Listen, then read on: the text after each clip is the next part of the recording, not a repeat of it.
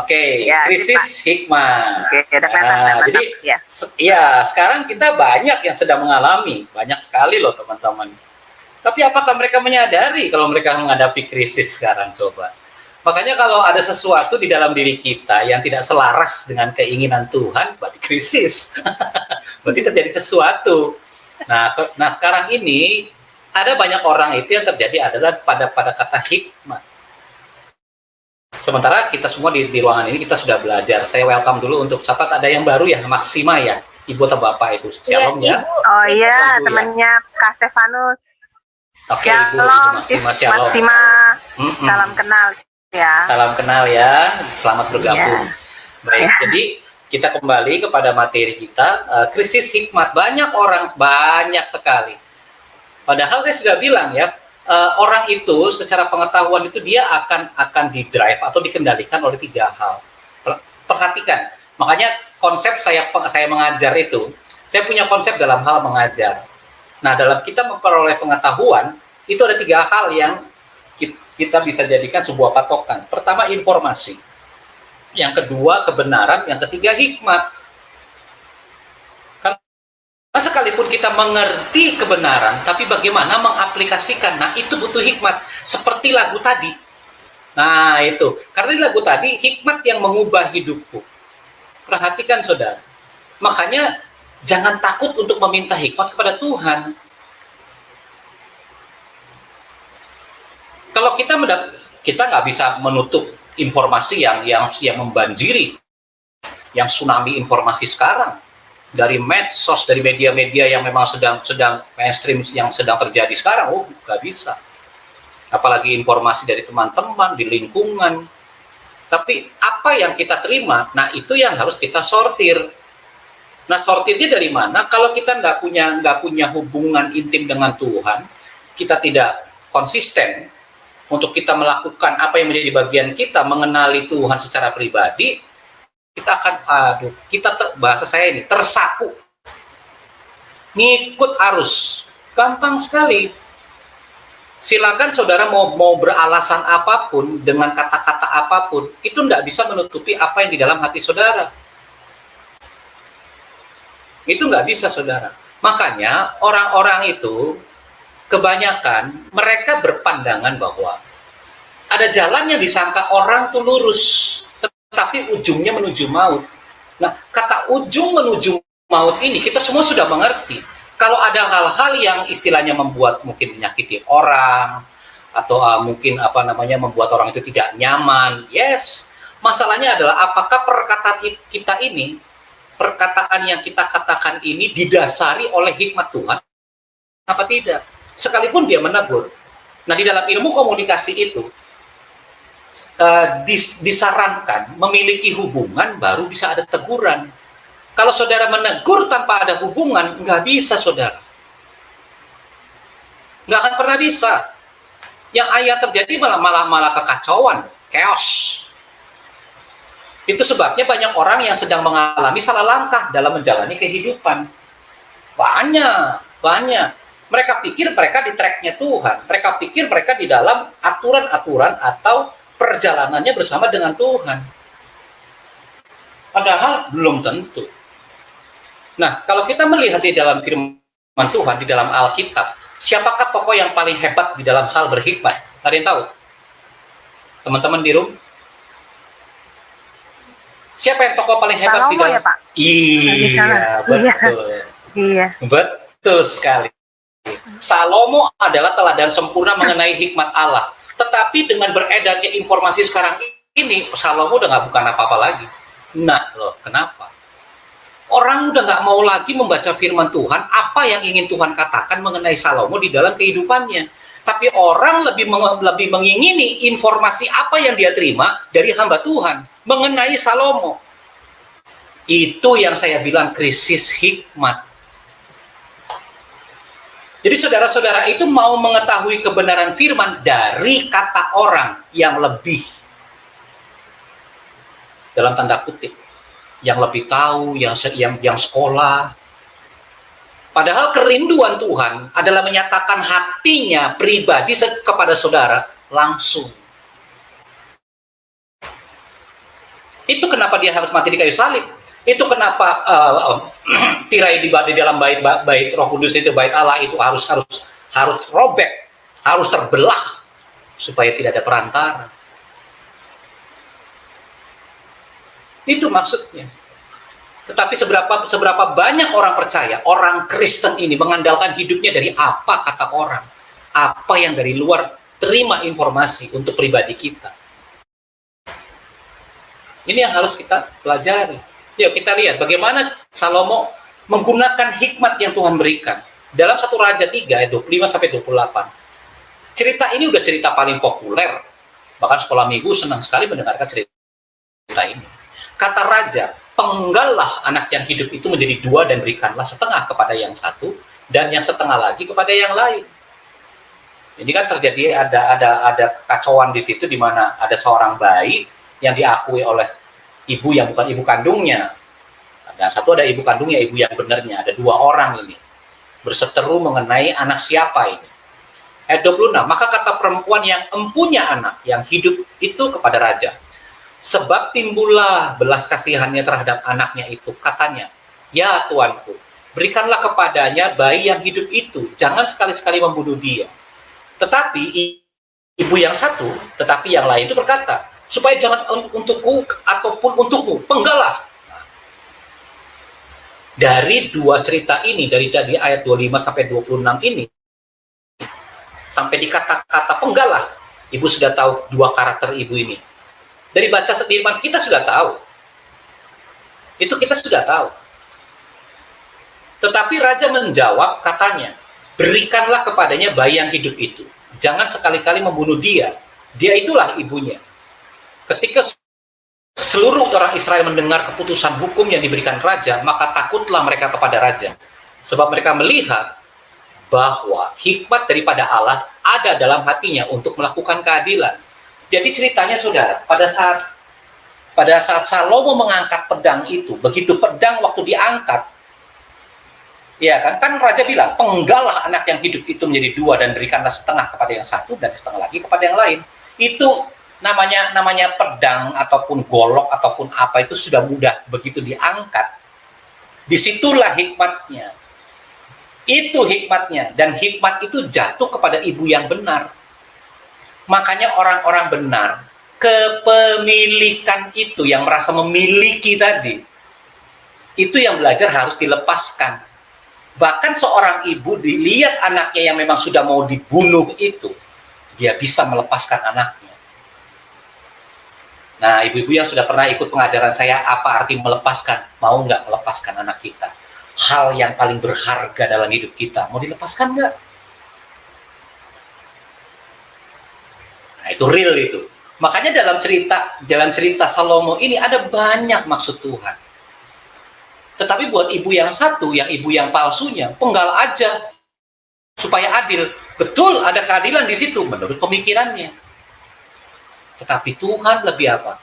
Lebih kepada ibu kandungnya. Apa? Dia mau melepaskan, tapi jangan dibunuh.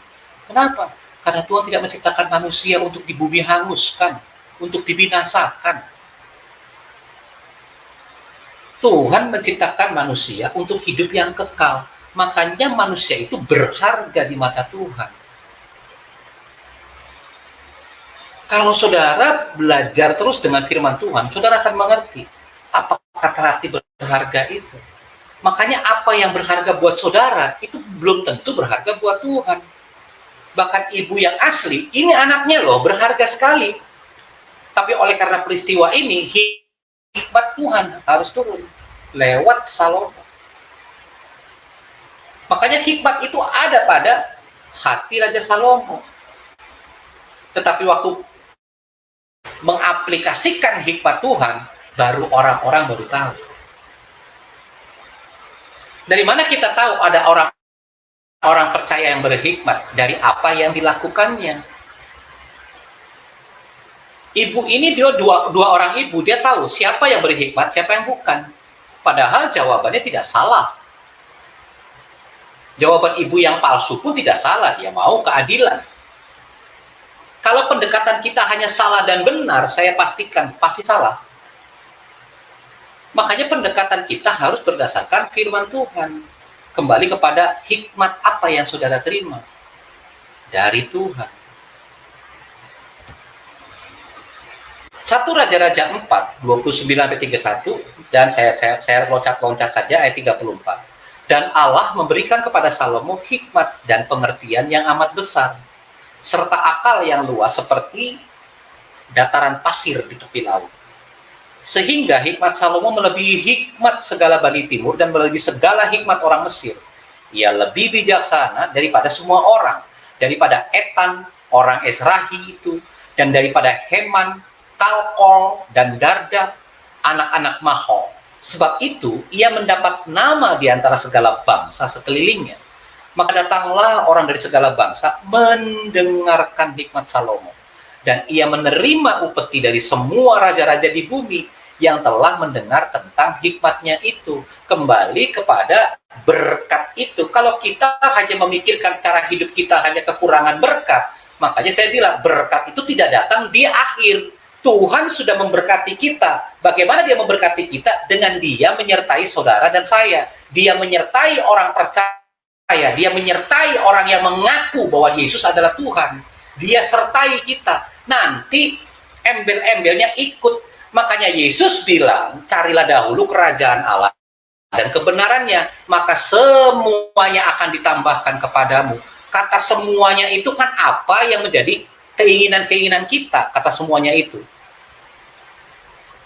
Saya bilang itu cuma bonus, semuanya itu cuma bonus. Sandang, pangan, papan, itu kan kebutuhan kita, itu yang manusia yang tidak ingin berkekurangan di situ. Tetapi Kristus, Yesus mau supaya kita berfokus kepada kerajaannya. Nah, ini yang harus kita pelajari. Hasil bagaimana hikmat Tuhan yang diberikan kepada Salomo. Ingat di ayat 34 itu, maka datanglah orang dari segala bangsa mendengarkan hikmat Salomo. Dan ia menerima upeti, pantas, kaya, berkelimpahan Salomo. Nah, itu kalau kita berfokus kepada hikmat, makanya pikirkanlah apa yang di atas. Jangan apa yang di bawah. Nah, sekarang tinggal pertanyaan. Pertanyaannya apa? Kepada saudara dan saya. Apa yang akan kita minta dari Tuhan? Nah, ini pertanyaan yang sederhana. Sederhana, tapi aduh, jawabannya ada yang nggak enak. Jawabannya ada yang nyeleneh lah. Iya kan? Apa yang kita minta dari Tuhan?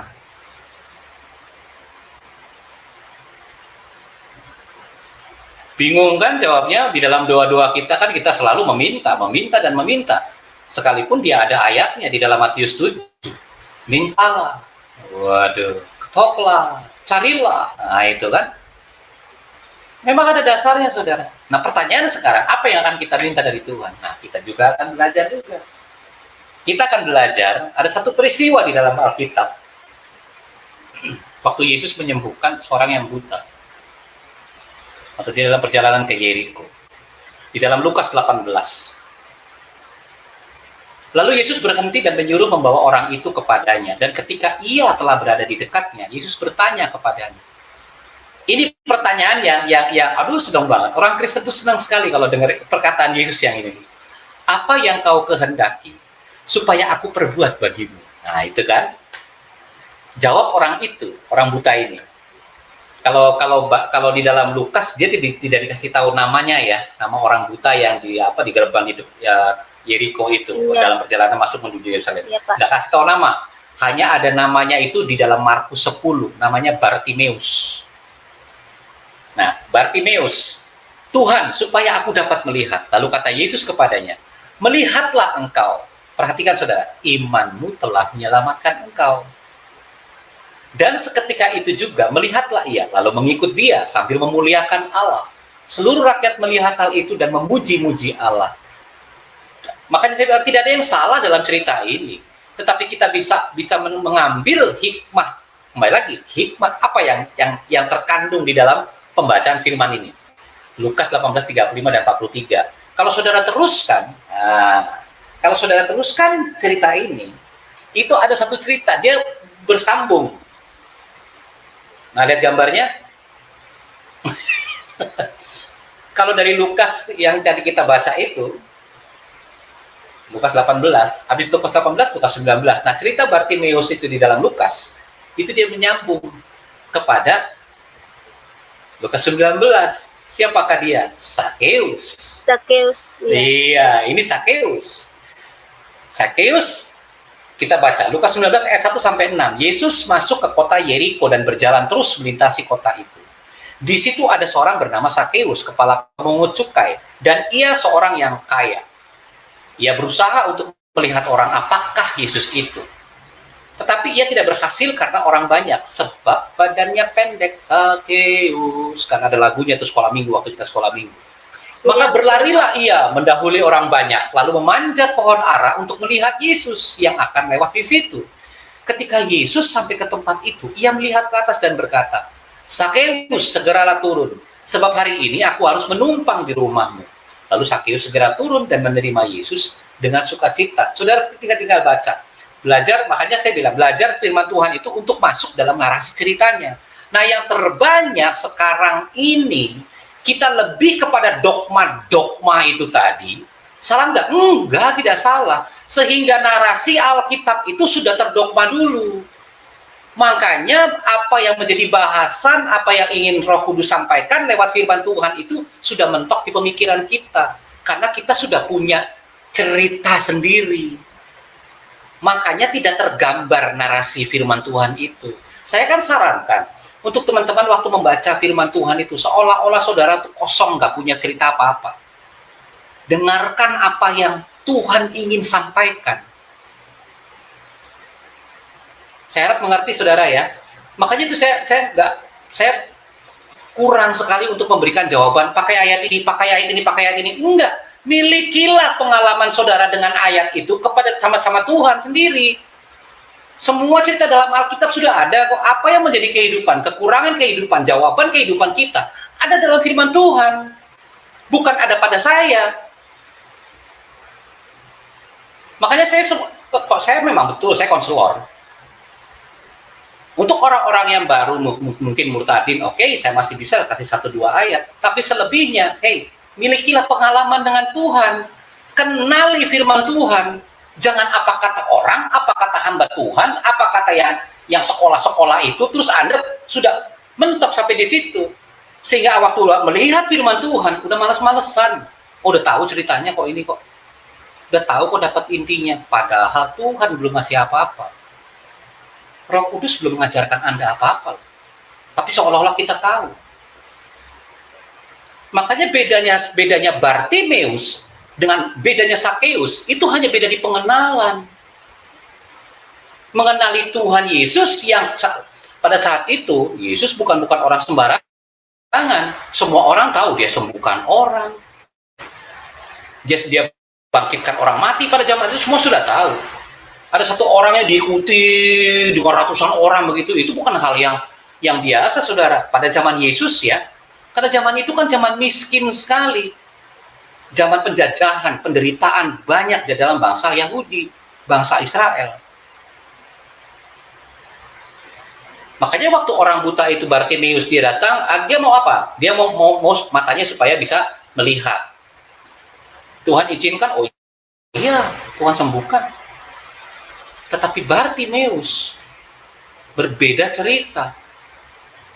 Bartimeus tahu Sakeus, dia tahu siapa, dia belum tahu siapa Yesus, dia dengar dari kata orang. Siapa sih Yesus ini? Tapi karena dia pendek, makanya dia nggak bisa melihat Yesus. Kemudian di ayat 3, ia berusaha. Ada kata usaha. Makanya iman itu harus dinamis. Iman itu bergerak. Do something.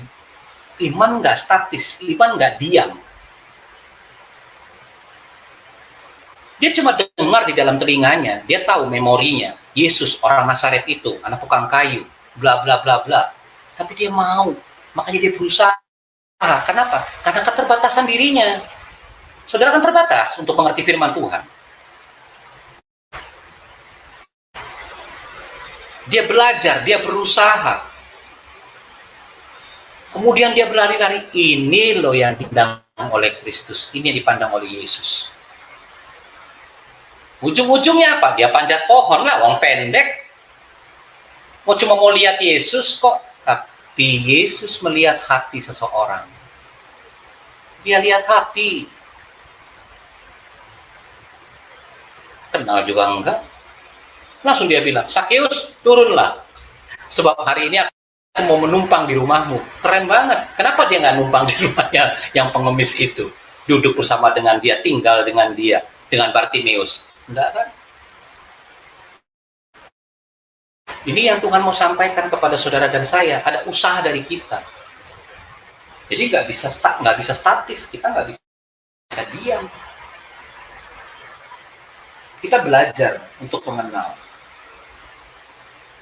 Makanya kita harus tahu bahwa semua apa yang Tuhan inginkan di dalam kehidupan kita itu boleh terlaksana. Kita kembali kepada apa yang menjadi hikmat Tuhan. Kita tahu ini adalah firman kebenaran. Tapi untuk melakukan kebenaran dibutuhkan hikmat. Nah sekarang yang menjadi penghalang, apa sih sebetulnya penghalang yang mengalami hikmat itu? Untuk mengalami hikmat Allah itu apa penghalangnya? Ini saudara, yang paling penting adalah ini. Seorang yang merasa tahu akan sulit mengalami hikmat Allah. Jujur saja, itu saya bilang. Merasa. Makanya saya bilang ini malapetaka. Orang Kristen itu apa? Merasa tahu. Hati-hati saudara.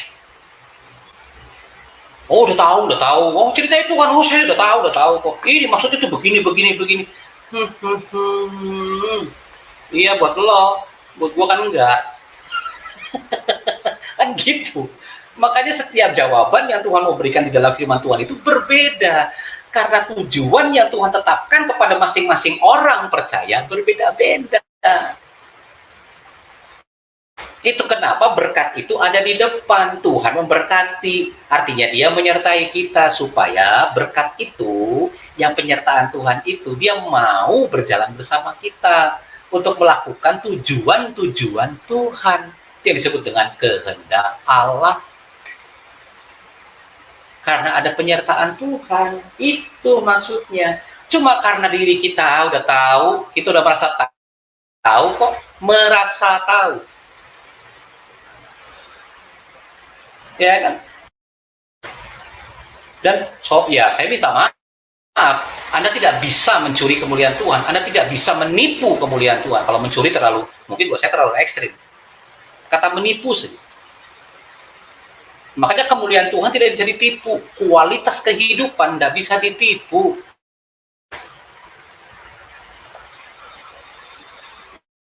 Makanya manusia itu dibutuhkan pengalaman habis akal. Itu yang berjasa untuk menyadarkan bahwa saya sebetulnya membutuhkan hikmat Allah.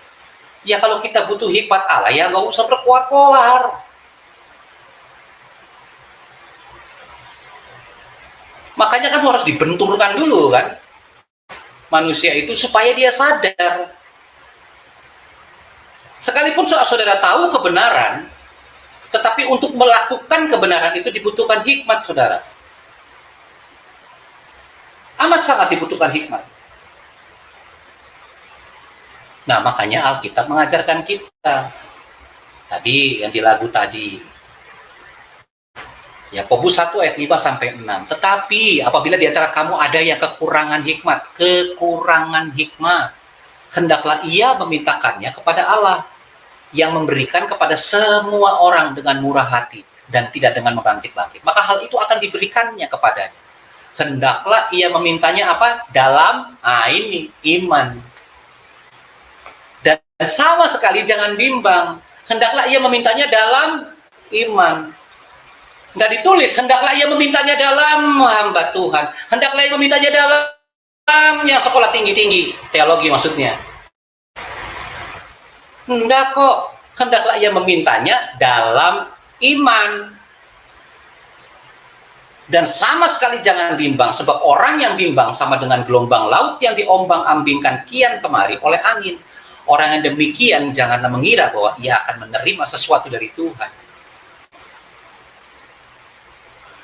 Ya kan? Itu kenapa informasi kita terima di dalam kebenaran kita tahu karena kita belajar firman Tuhan. Semua ada di dalam saudara. Apa yang benar, apa yang salah, Roh Kudus yang memberitahu. Tuhan ada di dalam saudara. Masalahnya saudara imani tidak. Itu jadi masalah. Nanti saya akan sedikit kupas iman sedikit. Kemudian waktu kita mau menggunakan hikmat, kembali lagi, saya sudah bilang kebenaran itu, ya kan, kembali lagi kita bisa melakukannya dengan hikmat Allah. Begitu saudara. Makanya Yakobus 1:5-6 mengajarkan kita untuk meminta kepada Tuhan. Sehingga terjadilah di dalam saat teduh kita, bagian kita itu bertanya pada Tuhan. Karena kita nggak tahu jawabannya. Tapi bagian Tuhan lah yang akan menjawab. Ya dong, tadi kan jelas Yakobus 1. Oke, Yakobus 1. Ayat 5-6. Minta, hendaklah kita memintanya kepada Tuhan. Berarti kan ada suatu pertanyaan dulu dong. Dari kita kepada Tuhan, sekalipun Tuhan tahu apa yang ingin kita tanyakan. Itu jelas kalau kita meminta hikmat, ada sesuatu yang penting dalam diri kita yang kita tidak bisa melakukannya, makanya dibutuhkan hikmat. Saya minta ibu dari satu teman-teman di situ coba bacakan dulu Yakobus 3 itu ayat 17 itu. Silakan. Yakobus berapa, Pak? Yakobus 3 ya, ya pelajaran Pak Bagus tuh loh. Oh, iya. Nah.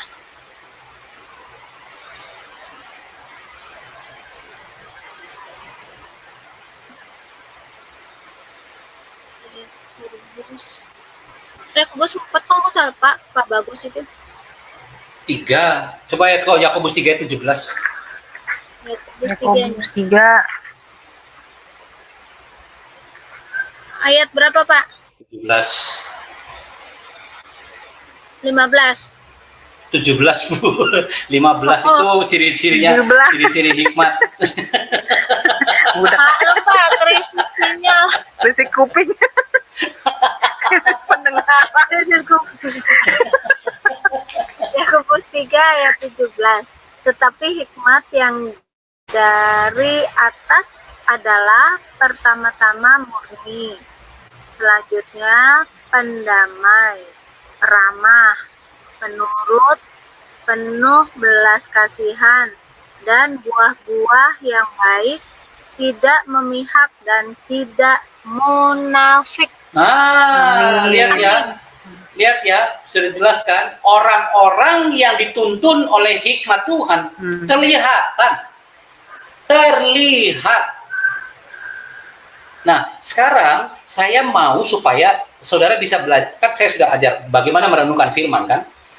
Nah, Yakobus 3:17 ini ada di sebelah kanan. Oke? Dan sekarang saya akan berikan sama saudara Amsal 2 ayat 6-12 ada di sebelah kiri. Saudara ada di tengah-tengah. Nah, renungkanlah itu. Udah begitu saudara mengaminkan, kemudian saudara bisa mengalami apa yang menjadi 2 ayat ini di dalam kehidupan saudara. Perfect, saya bilang. Sempurna. Amsal 2 ayat 6-12. Karena Tuhanlah yang memberikan hikmat. Dari mulutnya tuh huruf besar. Datang pengetahuan dan kepandaian. Bahkan pengetahuan dan kepandaian kita itu datangnya dari atas.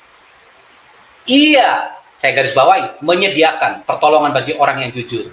Terus, menyediakan, menjadi perisai bagi orang yang tidak bercela lakunya. Sambil menjaga jalan keadilan. Dan memelihara jalan orangnya yang setia. Maka engkau akan mengerti tentang kebenaran, keadilan, dan kejujuran. Ini garis besarnya. Bahkan setiap jalan yang baik. Karena hikmat akan masuk ke dalam hatimu, dan pengetahuan akan menyenangkan jiwamu. Pengetahuan tadi, pengetahuan yang dari mulutnya datangnya. Bukan dari usaha saudara. Belajar sana sini, bukan. Apakah kalian sudah dengan belajar terus Anda berhikmat? Tidak. Karena Tuhanlah yang memberikan hikmat. Dari mulutnya datang pengetahuan dan kepandaian. Kenapa? Bangga. Sudah mengerti firman Tuhan. Apakah orang-orang itu ahli-ahli Taurat itu nggak sakti itu mempelajari kitab Taurat Musa itu? Sakti.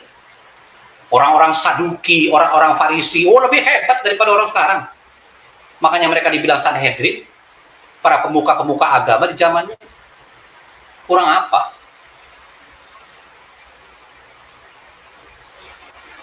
Makanya karena hikmat akan masuk ke dalam hatimu dan pengetahuan akan menyenangkan jiwamu. Kebijaksanaan akan memelihara engkau. Luar biasa.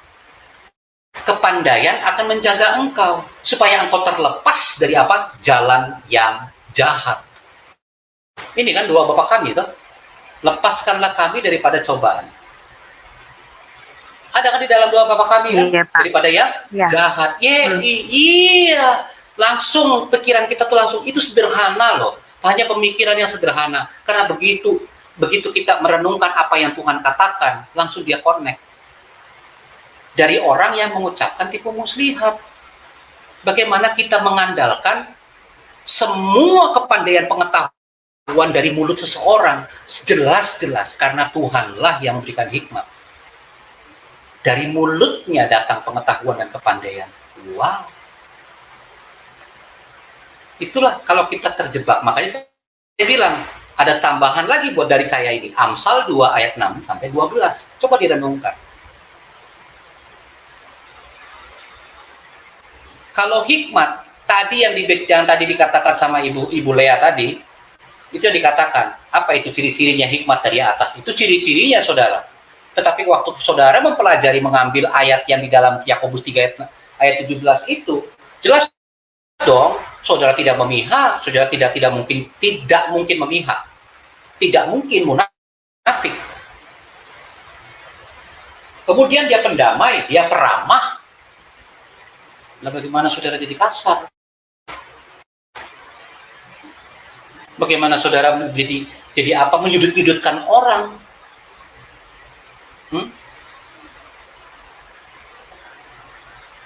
Ini yang hari ini yang saya mau bagikan itu.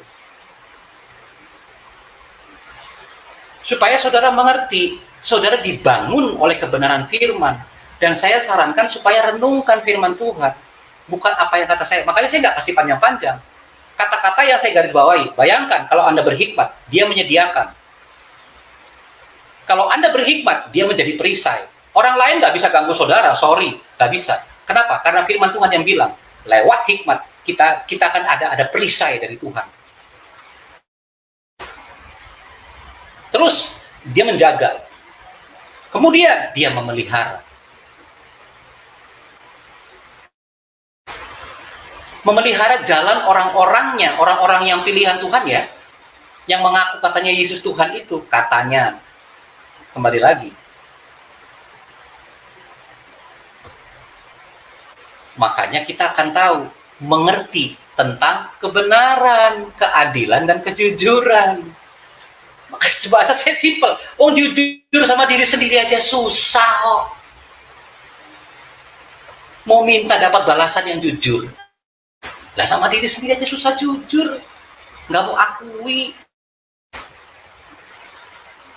Bahkan setiap jalan yang baik. Ingat ya, maka engkau akan mengerti. Mengerti karena apa? Lihat di pasal di ayat 6-nya. Karena Tuhanlah yang memberikan hikmat. Jadi kita jangan cuma berhenti di kata Yakobus 3 ayat 17 saja. Tidak, itu ciri-ciri hikmat. Hikmatnya dari atas tuh begini loh ciri-cirinya. Jadi waktu kita hidup di dalam Yakobus 3 ayat 17, kita nggak akan munafik, gitu loh. Kita nggak akan berat sebelah. Makanya selalu informasi harus datangnya dari kedua belah pihak.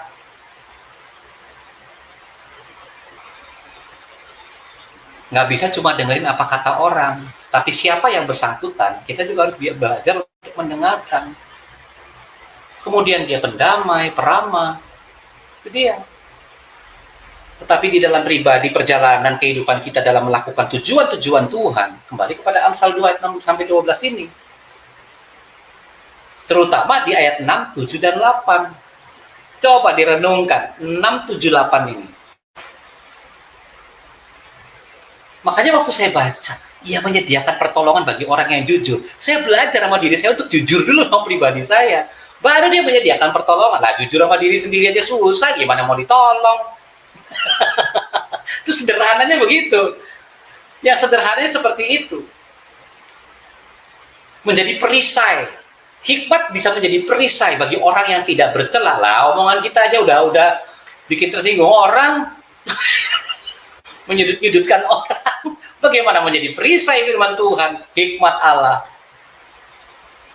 Jadi kita ini jadi apa ya? Jadi kebalikannya kita ini. Setelah mengerti begitu banyak firman, begitu banyak ayat, kita jadi pelawannya gitu loh.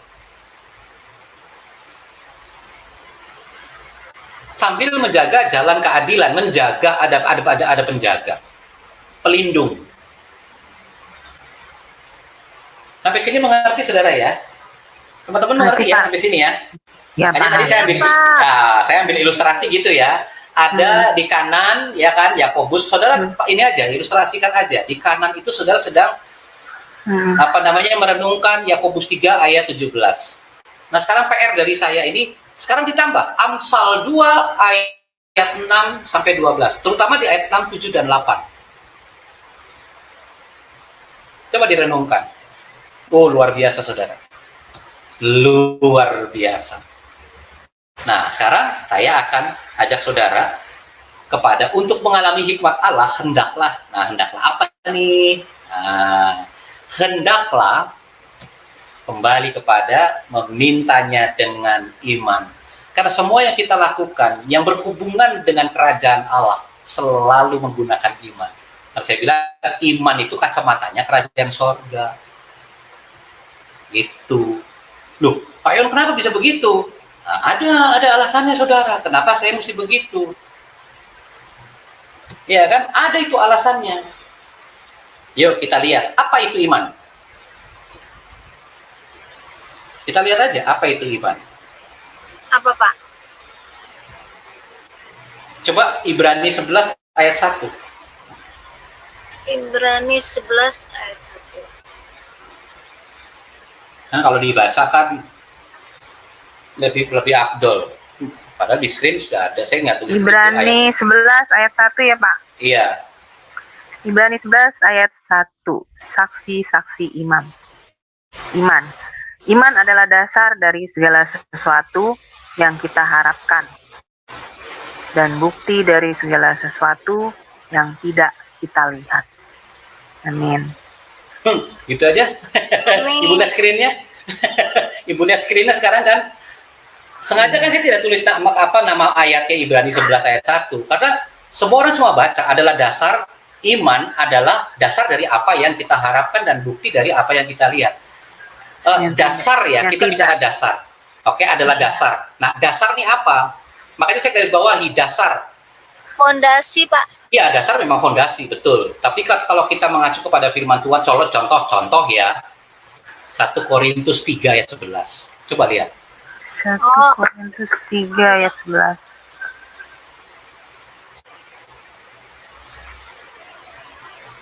Yesus Kristus. Kenapa aja ujungnya aja? Dasar. Coba ujungnya apa? Berarti kan saya nggak kritis Pak. Ayo. Yesus Kristus. Ini baca ayatnya. 1 Korintus 3 ayat 11. Tidak ada seorang pun yang dapat meletakkan dasar lain daripada dasar yang telah diletakkan, yaitu Yesus Kristus. Iya. Makanya. Dasar apa iman itu? Iman dasar apa? Semua orang Kristen itu tahu iman itu ada di Ibrani 11 ayat 1. Tapi apa maksudnya? Dasarnya apa?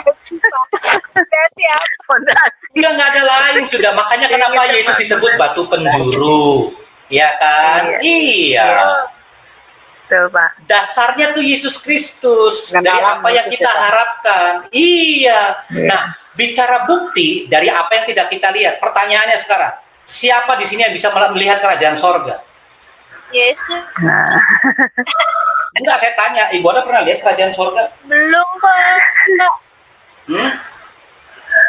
Nah, Di sini dikatakan bukti. Dia adalah bukti. Berarti untuk melihat kerajaan yang tidak kelihatan, pakai iman. Iya, Itu kenapa dalam doa Bapa kami, jadilah kehendakmu di bumi seperti di sorga. Iya. Gitu loh. Ya Pak. Itu maksudnya iman tuh begitu. Jadi apa yang sudah disediakan oleh Allah di dalam kerajaannya hanya bisa dilihat oleh imanmu. Makanya baik perkataan, baik perbuatan, baik tindakan, baik respon, baik perasaan, semua harus bergantung kepada iman. Karena yang bisa menggerakkan kerajaan Allah itu cuma iman. Amin. Amin. Amin. Begitu saudara-saudaraku. Cuma iman, tidak ada yang lain. Makanya tanpa iman, habislah kalian. Iya, Pak, Jangan, bener, Pak. Pak. Kritis dulu, Iya toh. Pak. Jangan habis. Makanya habis sudah, kita kalau mau tinggal apa, sisa kentut aja. Bau dong Pak. Makanya kan, nah itu ditambahin lagi bau. Ya sudah, saudara hidupnya bau. Aduh. Bahaya. Nah itu kan, jadi bau kan, nggak enak kan, tidak nyaman Iya, buat Pak. buat penciuman orang lain. Emang enak. Enggak. Lanjut. Makanya saudara belajar kan, kalau kita kan belajar. Nah itu kenapa hikmat Allah itu adalah bentuk pimpinannya. Karena kita memiliki iman, ya kan, kita dituntun oleh hikmat Allah. Hikmat Allah adalah bentuk pimpinannya bagi anak-anaknya. Coba ada yang bisa baca Galatia 5 ayat 18. Ini yang dikatakan Paulus kepada jemaat Galatia. Ini yang mengenai hukum Taurat. Karena orang di zaman perjanjian lama itu waktu Yesus sudah ada pun mereka masih menggunakan perjanjian lama. Ya. Walaupun Saya kita baca, lagi Pak. sedang bicara di Galatia 5. Ya, silakan itu. Ya, Galatia 5 ayat 18. Akan tetapi, jikalau kamu memberi dirimu dipimpin oleh Roh, maka kamu tidak hidup di bawah hukum Taurat. Iya, amin. Kan orang pada saat itu, kita sudah di Galatia nih, Galatia ada di dalam perjanjian baru.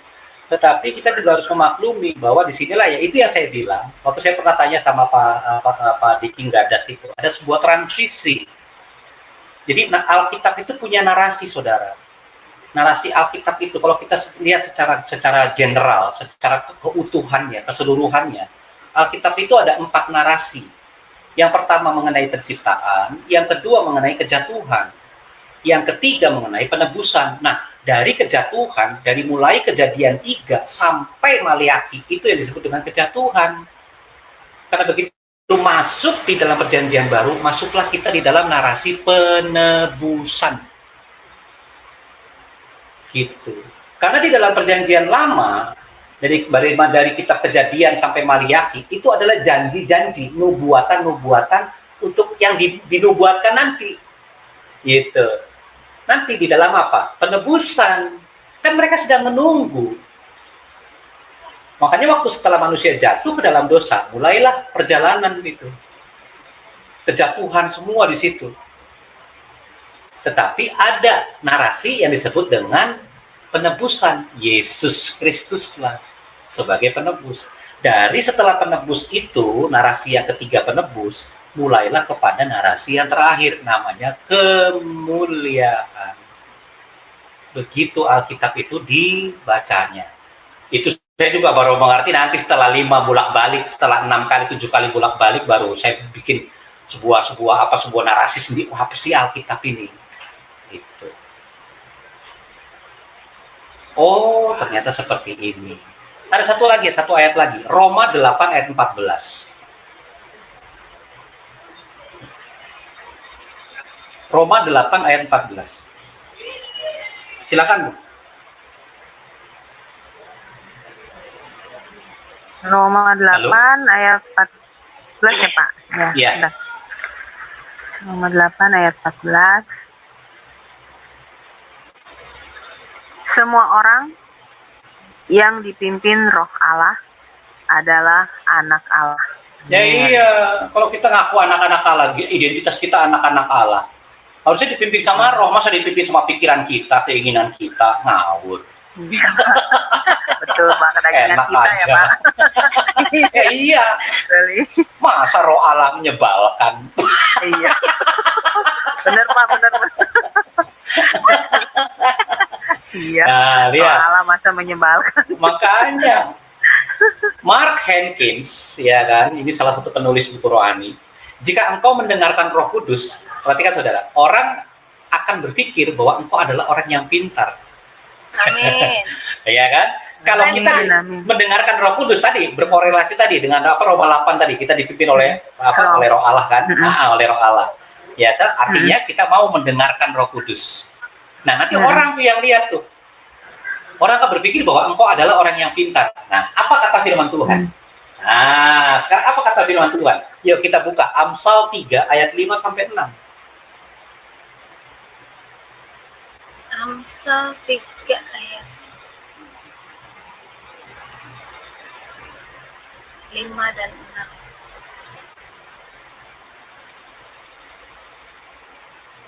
Amsal 5 ayat 3 dan 6. Percayalah kepada Tuhan dengan segenap hatimu dan janganlah bersandar kepada pengertianmu sendiri. Akuilah dia Akuilah dia dalam segala lakumu, maka ia akan meluruskan jalanmu. Nah, Amin. tadi di awal ya kan, tadi di awal Amsal 14 dia bilang apa? Banyak orang menyangka bahwa jalannya lurus kan? Iya Pak. Iya. Tunjukkanlah jalan Padahal yang jalannya lurus. bengkok.